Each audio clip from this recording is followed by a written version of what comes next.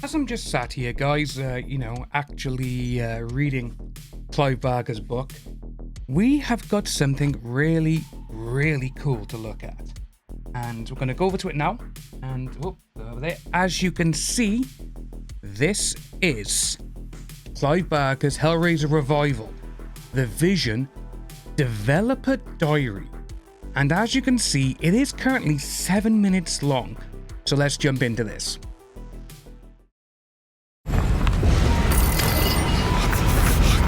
Nice. My first reaction when I was told there was going to be this HELLRAISER video game, to be absolutely honest, was at last. What kept you? Yeah, what kept them? I would describe our game as a discomforting and dark story about people with inner voids. It's like a mix between violence and action, all wrapped in leather, flesh and chains.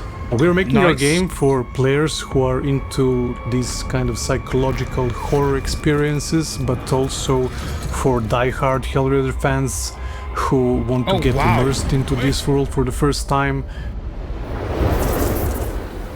So the protagonist of HELLRAISER Revival is this guy called Aiden. He's a troubled guy, had various addictions in his life, and the most recent of which is that he's completely infatuated with his girlfriend Sunny. They use the configuration together and she's ceremoniously kind of torn to shreds. So from that point onwards, he's trying to survive, make some kind of deal with the cenobites to get out of this whole situation alive, but maybe also to have Sunny back. He was modeled pretty closely on Julia from the original movie and from the novella. They both share a kind of infatuation, a sort of like wretchedness that makes them need more from life. When drawing a line on pushing the boundaries of sexuality and violence, it was like a no-brainer creatively, because HELLRAISER as a franchise deserves to be really explicit and really violent. This game has a lot of sexual explicit stuff and a lot of gore and a lot of violence. So modeling things for this type of game was a challenge, especially to people who are maybe sensitive to things like that. You know, we had to look at references. So we were very careful what we were looking online and where we were looking at online. But in the end, we are all artists, so we look at our subject in a different eye. So something that's maybe sexual or very disturbing to others, to us, it's just a subject. Just gonna pause it by there. Can you imagine what their search history is gonna look like? But yeah, obviously, this game is going to be mature, it's gonna be for adults, and that is it. It wouldn't surprise me if when we start streaming this game and everything else, that it's literally gonna be limited and you won't be able to get ads or make money off it through revenue. Obviously, just because it is gonna go against every guideline. Hell, this video is not going to be monetized. I know that straight away because of this. Just because of what we have seen, which I am okay with. I would rather get this out there so people can see just how good of a game this is going to be. Because I love HELLRAISER. Hell, you know, we got the boxes, we got the books, we got all the figures, we got all the merchandise that they've ever done, which is kind of crazy. And I am one of those fanatics who buys the same movies over and over again. I've got it on VHS, I've got it on the first lot of DVD, I got the DVD box set which came in the Le Mans configuration, I bought it on Blu-ray twice, I've got it on 4K 3 times, it's ridiculous how much money I've spent, but again, if you're a fan of something, you will always stick by them, and I will with this. So I am looking forward to hell with this game, I cannot wait. We have to bring out the theme, we have to invoke a feeling, so we kind of, you know, detach from it or look at it from a different perspective than like a regular person would. If you shown some of the stuff that we did to my parents, I think they would be probably, you know, very shocked. And I was like, but this is, you know, normal, this is every day for me.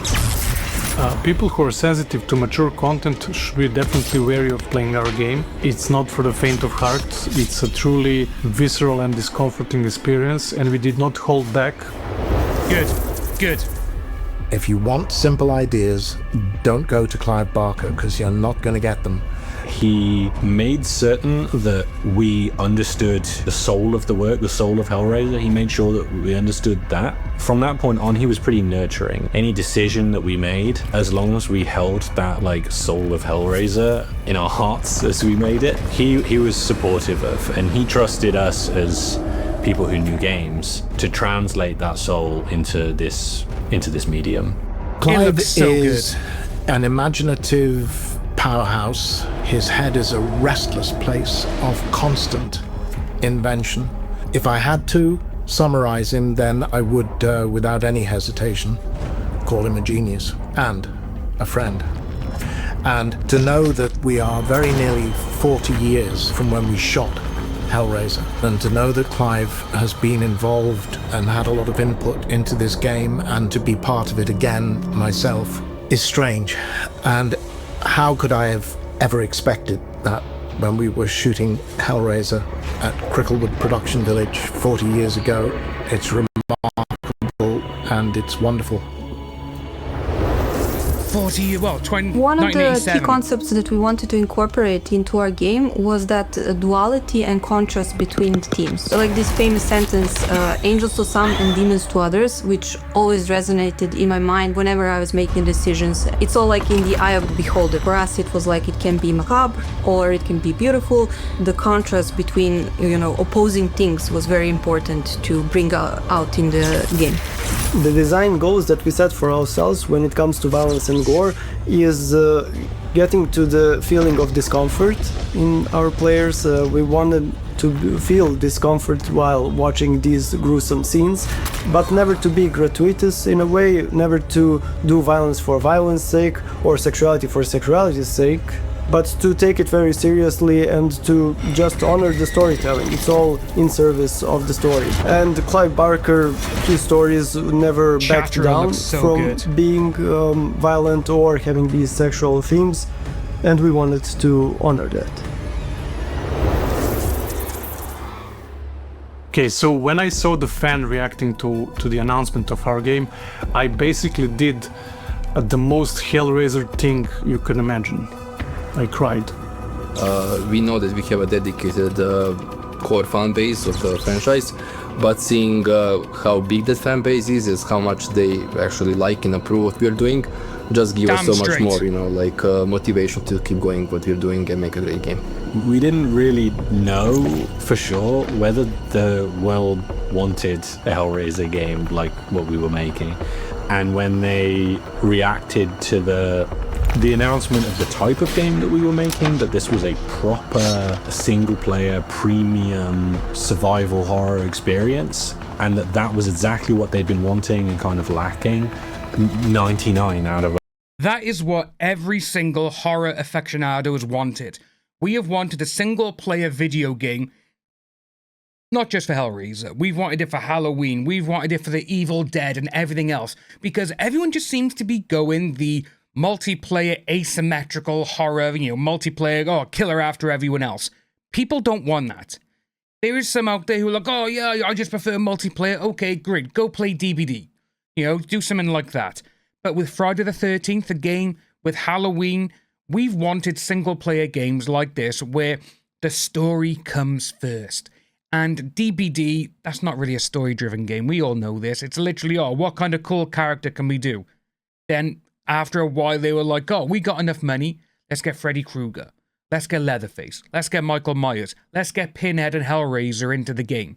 And from there onwards, it's literally now, DBD has basically become like Mortal Kombat for the horror, for asymmetrical video game sphere, which, don't get me wrong, it's cool, and everything else, but DBD has just been going down the pan recently a lot. And you can see it in the streamers and the people who play it and make content. A lot of them are not happy with it anymore. But with this is what we've been asking for such a long time. 100 comments or reactions or whatever that we got on the internet were just like beaming positivity. It was like such an outburst of emotions because in game dev cycles you develop a game for 2, 3, 5 years sometimes, and you work in a really closed environment with your colleagues, and there is no external recognition of that, right? and then at some point it gets validated with such positive response from the audience, and that made me really emotional, right? And then also the whole team, I'm really proud of them for achieving that. That's like a really huge milestone for us as a studio. Fans are going to be scared, and they are going to have a great time being scared, which is exactly how things should work in the wonderful world of horror. I cannot wait to play this. I've already got a wish list. This will be a day one buy for me. I cannot wait to get it.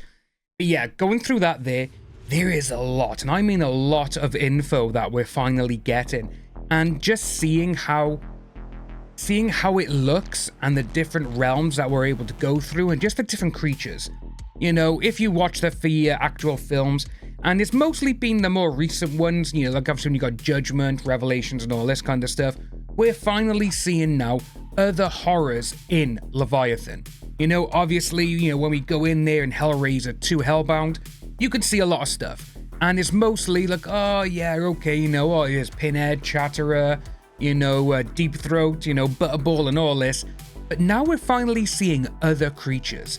I mean, over the last couple, where was it? When we got some of the...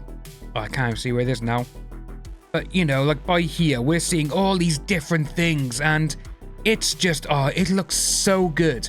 And, you know, we are finally getting a lot, and I mean a lot, of other different things.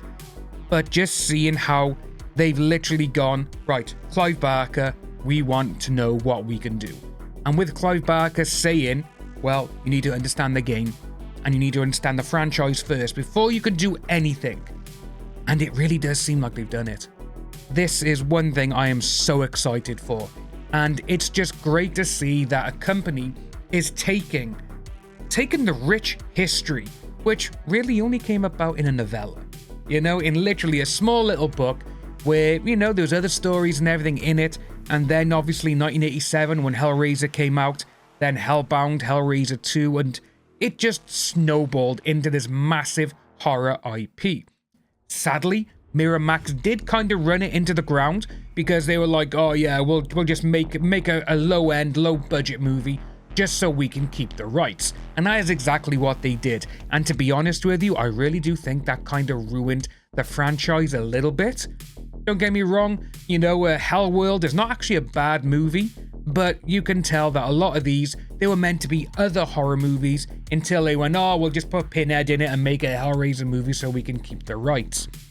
The reboot or requel or whatever you want to call it, the one that came out a couple of years ago, I think that's actually up there in the top 4. That is in the top 4 great Hellraiser movies. It is so good. But now we got a game, Doug Bradley's back. It's going to be great. I really can't wait. And, you know, it looks good as well. That's another thing. If they brought out a game that kind of looked a little bit rugged and just a little, you know, not as smooth and sharp, it wouldn't get this kind of reception. But the guys seem like they got it all down to a perfect pitch, and I cannot wait for this game to come out next year. Let us know what you think about this down below, folks. As always, like and subscribe. My name is Dan, and I'll see you in the next one. Take care.